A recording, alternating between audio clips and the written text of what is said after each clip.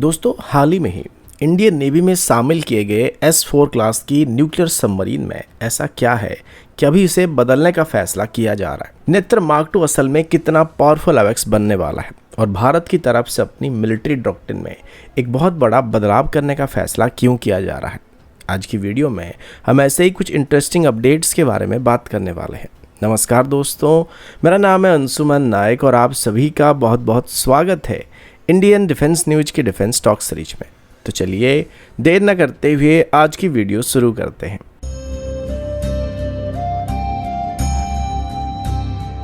आज की पहली अपडेट भारत के न्यूक्लियर सबमरीन प्रोग्राम की तरफ से है और अभी हम भारत की SSN प्रोग्राम के बारे में बात करने वाले हैं, जिसका डायरेक्ट लिंक हमारे SSBN प्रोग्राम के साथ होने वाला है। दोस्तों, अभी भारत एक बहुत ही इंपॉर्टेंट स्ट्रेटेजिक डिसीजन लेने के फेज में है, जहां S4 क्लास की SSBN सबमरीन को एक नए रोल में कन्वर्ट करने का प्लान बनाया जा रहा है और अभी इसे SSGN यानी nuclear powered cruise missile submarine बनाने का प्लान किया जा रहा है।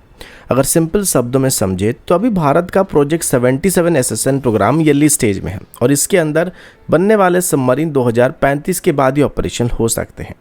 इसी वजह से अभी एक कैपेबिलिटी गैप क्रिएट हो चुका है, खास करके फास्ट अटैक और ऑफेंसिव अंडर वाटर ऑपरेशन में हमें अभी SSN की जरूरत पड़ रही है। अभी इसी गैप को जल्दी से भरने के लिए S4 क्लास की सबमरीन प्लेटफॉर्म को इस्तेमाल करके एक नई क्लास की सबमरीन को बनाने का प्लान किया जा रहा है, जिसे SSGN यानी nuclear powered guided missile submarine कहा जाने वाला है। टेक्निकल लेवल पर देखा जाए तो S4 सबमरीन में एक 83 मेगावाट स्टैंडर्ड की न्यूक्लियर रिएक्टर का इस्तेमाल किया जा रहा है, जो कि काफ़ी प्रूवन सिस्टम है।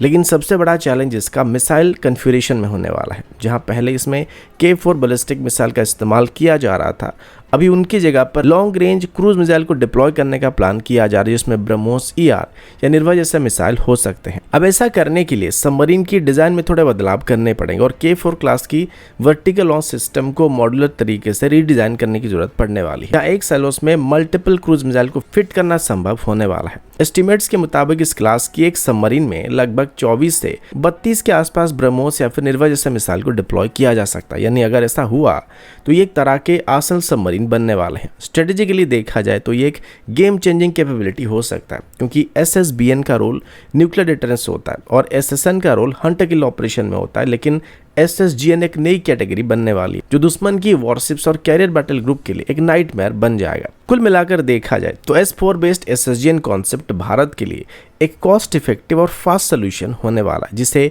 इंडियन नेवी को इंडो पैसिफिक रीजन में एक स्ट्रॉन्ग सी डिनायल और लॉन्ग रेंज स्ट्राइक कैपेबिलिटी मिल सकता है। अगला अपडेट भारत के AWACS कैपेबिलिटी की तरफ से है। दोस्तों, अभी इंडियन एयरफोर्स अपनी एयरबॉर्न सर्वेलेंस कैपेबिलिटी को नेक्स्ट लेवल पर ले जाने की तैयारी कर रहा है, जहां पर नेत्र मार्क 2 AWACS प्रोग्राम पर काफी तेजी से काम किया जा रहा है। ये सिस्टम करंट नेत्र मार्क 1 का अपग्रेडेड वर्जन होने वाला है, लेकिन कैपेबिलिटी के मामले में एक मैसिव लीप होने वाला है। अगर सिंपल शब्दों में समझे तो AWACS एयरक्राफ्ट का काम होता है हवा में रहकर दुश्मन के एयरक्राफ्ट, मिसाइल्स और ड्रोन को डिटेक्ट करना और पूरी बैटलफील्ड को कंट्रोल करना। लेकिन इसकी मार्क 1 वेरिएंट में सिस्टम का रेंज और कवरेज थोड़ा लिमिटेड था और इसमें कुछ ब्लाइंड स्पॉट्स भी मौजूद थे, जिसे अभी मार्क 2 वेरिएंट में फिक्स करने की कोशिश किया जा रहा है। अभी खास बात यह कि नेत्र मार्क 2 को अभी एयरबस की A321 प्लेटफॉर्म पर बेस्ड करके बनाया जा रहा है, जो कि साइज में काफी बड़ा होने वाला है। इससे इसमें इस्तेमाल होने वाले रडार सिस्टम को एक्सपैंड करने का मौका मिलने वाला है, जहां डोर्सल बैलेंस बीम रडार में पहले के मुकाबले लगभग 2 गुना TR मॉड्यूल का इस्तेमाल किया जाएगा, जो कि इसकी डिटेक्शन रेंज और एक्यूरेसी को सिग्निफिकेंटली इंप्रूव करने वाला है। टेक्निकल लेवल पर सबसे बड़ा अपग्रेड ये है कि इसमें उत्तम AESA रडार का एक एडवांस्ड वर्जन को भी इंटीग्रेट किया जा रहा है। साथ ही एक additional nose mounted AESA radar भी इसमें इस्तेमाल किया जा रहा है, जिससे पहले वाला फ्रंटल ब्लाइंड स्पॉट अभी ऑलमोस्ट एलिमिनेट होने वाला है। कवरेज की बात करें तो डोर्सल रडार लगभग 240 डिग्री कवरेज को प्रोवाइड कर सकता है, जबकि नोज माउंटेड एडिशनल रडार इसका फॉरवर्ड सेक्शन को कवर करने वाला है। कुल मिलाकर अभी सिस्टम लगभग 300 डिग्री तक की कवरेज को प्रोवाइड करने वाला है। इसके अलावा ये system dual band radar capability के साथ भी आने वाला है, जिसमें S बैंड और X बैंड दोनों काम करने वाले हैं। यानी ये एक साथ air to air, air to sea tracking और स्टेल्थ टारगेट डिटेक्शन जैसे मल्टीपल रोल को परफॉर्म कर सकता है।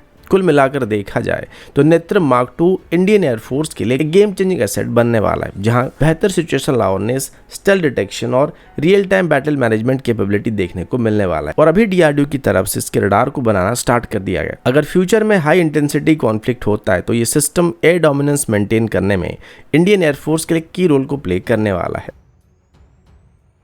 अगला अपडेट भारत और रशिया के एविएशन सेक्टर की तरफ से है। दोस्तों, अभी रशिया अपने इंडिजिनस एविएशन प्रोग्राम को एग्रेसिवली पुश कर रहा है, जहां ल्यूशन IL-114-300 एयरक्राफ्ट ने अपने सारे फ्लाइट टेस्ट साइकिल को सक्सेसफुली कंप्लीट कर दिया है। यह डेवलपमेंट रशिया के इंपोर्ट सब्स्टिट्यूशन स्ट्रेटेजी के लिए काफ़ी क्रिटिकल माना जा रहा है। अगर सिंपल शब्दों में समझे तो ये एक रीजनल टर्बोप्रॉप एयरक्राफ्ट होने वाला है, जो कि शॉर्ट रूट्स और रिमोट एरिया के लिए डिज़ाइन किया गया है। रशिया का मेन ऑब्जेक्टिव ये है कि एविएशन सेक्टर में वेस्टर्न एयरक्राफ्ट डिपेंडेंसी को कम किया जाए और अपनी डोमेस्टिक एविएशन इंडस्ट्री को स्ट्रांग बनाया जाए। अभी खास बात यह कि एयरक्राफ्ट ने बहुत ही एक्सट्रीम कंडीशन में टेस्टिंग को कंप्लीट किया है। मार्च 2026 में इसने आर्टिक रीजन के ऊपर आइसिंग ट्रायल को सक्सेसफुली कंप्लीट किया है, जहां हेवी स्नो और फ्रीजिंग टेम्परेचर में एंटी आइसिंग सिस्टम का टेस्ट किया गया था। इसके अलावा याकुतिया जैसे रीजन में स्नो कवर्ड और अनपेव्ड रनवे के ऊपर भी ऑपरेट करके इस एयरक्राफ्ट ने रड कैपेबिलिटी को प्रूव किया है। सर्टिफिकेशन की बात करें तो इसका सारा flight data Russian aviation authority को सबमिट कर दिया गया है और उम्मीद किया जा रहा है कि मई 2026 तक इसको सर्टिफिकेशन मिलने वाला है। एक और इम्पोर्टेंट डेवलपमेंट ये कि इसका 60 पैसेंजर सीटिंग कन्फिगरेशन को भी अप्रूव किया जा चुका है, जिससे इसका कैबिन लेआउट और फाइनल प्रोडक्शन फेज अब फास्ट ट्रैक होने वाला है। अब भारत के लिए भी एक अच्छी खबर होने वाली, क्योंकि सेम एयरक्राफ्ट को भी भारत में मैन्युफैक्चर करने के लिए एमओयू को साइन किया जा चुका है, जो कि भारत की उड़ान स्कीम में आगे चल के इंट्रोड्यूस किया जाने वाला है। अगला अपडेट भारत के काउंटर ड्रोन वॉरफेयर डॉक्ट्रिन की तरफ से है। दोस्तों, अभी इंडियन मिलिट्री एक बहुत ही इंपॉर्टेंट शिफ्ट के फेज में एंटर कर रहा है, जहां वेस्ट एशिया के ऑनगोइंग कॉन्फ्लिक्ट से मिल रहे लेसन्स को एक्टिवली एनालाइज किया जा रहा है, जिसमें खास करके स्वार्म ड्रोन वॉरफेयर को अच्छे तरीके से इवैल्यूएट किया जा रहा है। अगर सिंपल शब्दों में समझे तो अभी सबसे बड़ा थ्रेट ट्रेडिशनल फाइटर जेट या मिसाइल नहीं, बल्कि लो कॉस्ट स्वार्म ड्रोन बन चुके हैं। ईरान जैसे कंट्री ने दिखा दिया कि अगर लार्ज नंबर में ड्रोन्स को डिप्लॉय किया जाए तो वो एडवांस एयर डिफेंस सिस्टम को भी आराम से सैचुरेट कर सकते हैं। इसी वजह से अभी भारत की स्ट्रेटेजी में एक मेजर चेंज देखने को मिल रहा है। पहले जहां पर expensive surface to air missile पर डिपेंडेंसी थी, अभी फोकस शिफ्ट होकर cost effective counter drone system की तरफ शिफ्ट हो रहा है, जहां L-70 जैसे legacy air defence gun system को मॉडर्न सेंसर्स और फायर कंट्रोल सिस्टम के साथ अपग्रेड किया जाने वाला है, ताकि सस्ते मुनिशन का इस्तेमाल करके ड्रोन को न्यूट्रलाइज किया जा सकेगा।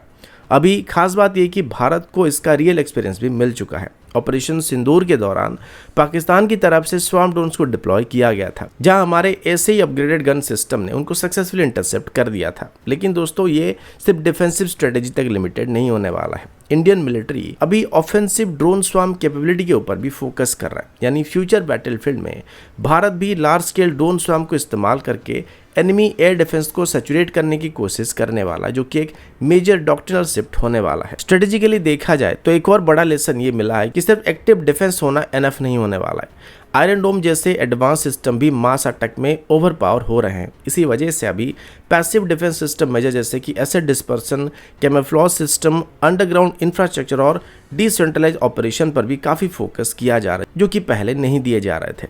कुल मिलाकर देखा जाए तो भारत की वॉर फाइटिंग डॉक्ट्रिन अभी काफ़ी रैपिडली इवॉल्व हो रहा है, जहां cost effective defence, swarm warfare और लॉन्ग ड्यूरेशन कॉन्फ्लिक्ट प्रिपेयर्डनेस तीनों को एक साथ इंटीग्रेट करने की कोशिश किया जा रहा है, क्योंकि फ्यूचर वॉर में सिर्फ फायर पावर नहीं बल्कि स्मार्ट स्ट्रेटेजी ही गेम चेंजर बनने वाला है। तो दोस्तों, अभी के लिए इतना ही। मिलता हूँ आपसे अगले वीडियो में, तब तक के लिए जय हिंद, वंदे मातरम।